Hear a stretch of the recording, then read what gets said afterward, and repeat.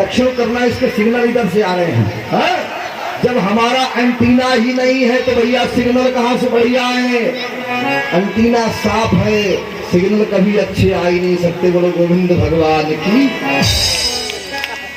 Antenna रखने में शर्म आती है। आहा। तो पांडवों के ऊपर बुढ़ापा आ गया। हाय आसार बुढ़ापे के हुए जाते हैं, रोज हम दिन की तरह ढले जाते हैं। आसार बुढ़ापे के हुए जाते हैं,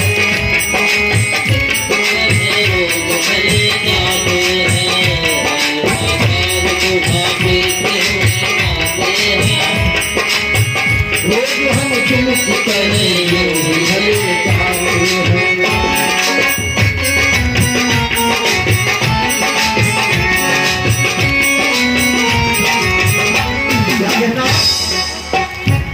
बालों की अंधेरी में थे हम भी अंधे, हम ये नहीं जान पाए कि हमारे अंदर भी बुढ़ापा आ रहा है।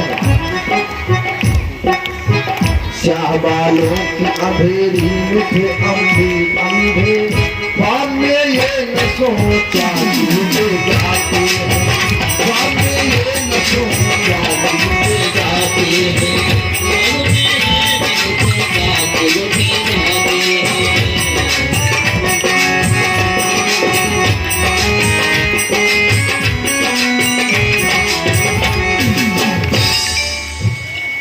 हुआ क्या, एक दिन की बात है,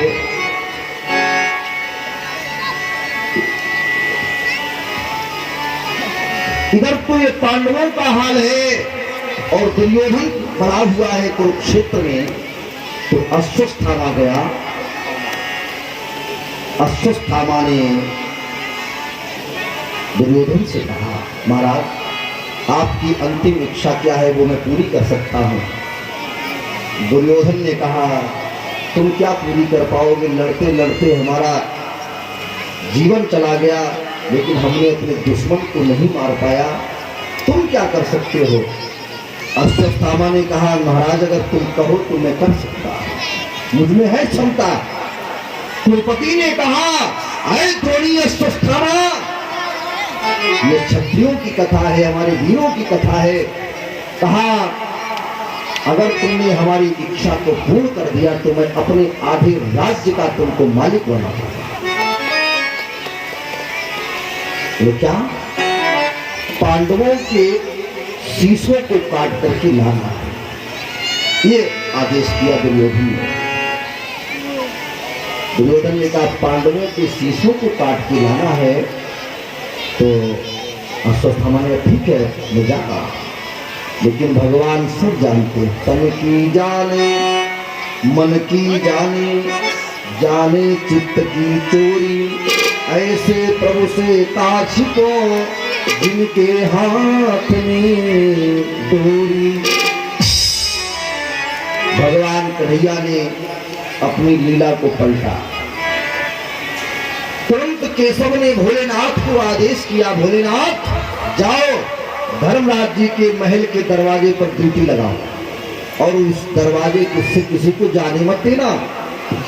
भगवान शंकर जी आए और द्रौपदी के महल के फाटक पर खड़े हो गए त्रिशूल लगा के, और इधर पांडवों को लेकर के भगवान चले गए। अश्वत्थामा आया, वो भी भाई शंकर भगवान का परम शिष्य है, आया और भोले बाबा से कहा, हे प्रभु मुझे आज्ञा दो, जाने दो अंदर। भोले बाबा ने कहा, देखिए आज भाई नहीं जाने दूंगा, ये दिमाग से निकाल दो। क्यों? हाई कमान का आदेश है, सुप्रीम पावर मिला हुआ उनको है, उस दरवाजे से नहीं जाने दूंगा। तो धोनी कहने लगा, महाराज मुझको जाना पड़ेगा, मुझे काम है। भोलेनाथ ने कहा, जाना चाहते तो दीवार को छलांग लगा कर चले जाओ, कोई रोक टोक नहीं, मुझे यहाँ का परमिशन मिला है। अश्वत्थामा दीवार को ठान करके अंदर गया और द्रौपदी सो रही थी। द्रौपदी के 5 पुत्र जो है वो भी सो रहे थे। उस द्रोणी ने द्रौपदी के 5 पुत्रों के शीशों को काट लिया बंधुओं और झोली में डाल करके भाग खड़ा हुआ। इधर द्रौपदी की आंख खुली तो देखा धड़ पड़े हैं और शिव गायब हो गए हैं। अश्वत्थामा गया दुर्योधन के पास। दुर्योधन ने कहा महाराज लो, ये मैं आपकी कामना को पूर्ण करके लाया हूं। लेकिन दुर्योधन जानता था पांडवों के सिर काटना कोई आसान बात नहीं है। जैसे दुर्योधन ने सिर को लिया धर्मराज जी के भक्त का, तो ऐसे थोड़ा अगर उनके सिर वज्र के, भीम और अर्जुन जैसे महारथियों को 10-10 हजार हाथियों के जैसा बल हो, उनकी खोपड़ी इतनी आसान होगी जो फूट जाएगी। ऐसे टमाटर की तरह 5 पुत्रों के सिर फूट गए। तो दुर्योधन कहने लगा, अरे द्रोणी, तूने मेरे साथ में अच्छा नहीं किया। मैंने ये नहीं कहा था कि तू हमारे बालकों के सिर काट लाओ। इन्होंने क्या बिगाड़ा था? मेरा दुश्मनी तो मेरी पांडवों से थी, इन बच्चों से नहीं थी। अरे दुष्ट, भाग जा यहाँ से, तू धोखेबाज है, गद्दार है, तेरा कभी कल्याण नहीं होगा। दुर्योधन की मृत्यु सिर्फ 2 ही प्रकार से थी, सुख या दुख में। आज अपने वंश का विनाश देख करके दुर्योधन से नहीं रहा गया, उसकी प्राण खो गया और मर गया। इधर अश्वत्थामा वन में भटक रहा है और उधर कन्हैया मुस्कुराते हुए आए द्रौपदी के पास। द्रौपदी मैया क्या कह रही है? आओ कन्हैया।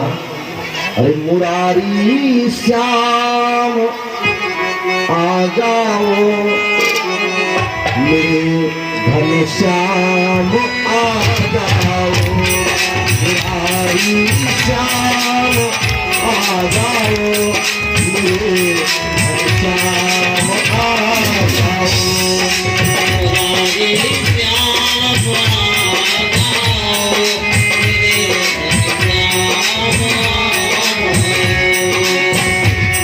मुरारी श्याम आ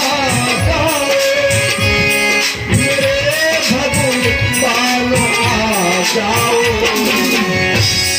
अगर प्रभु आज ना आए, अब जान जाती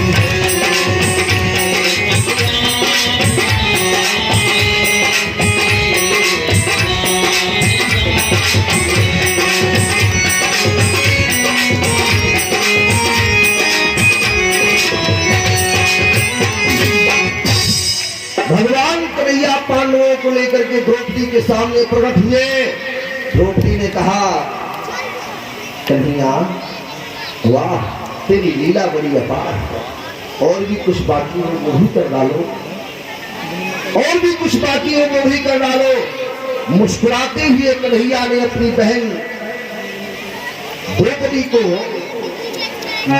समझाया, बहन सुनिए,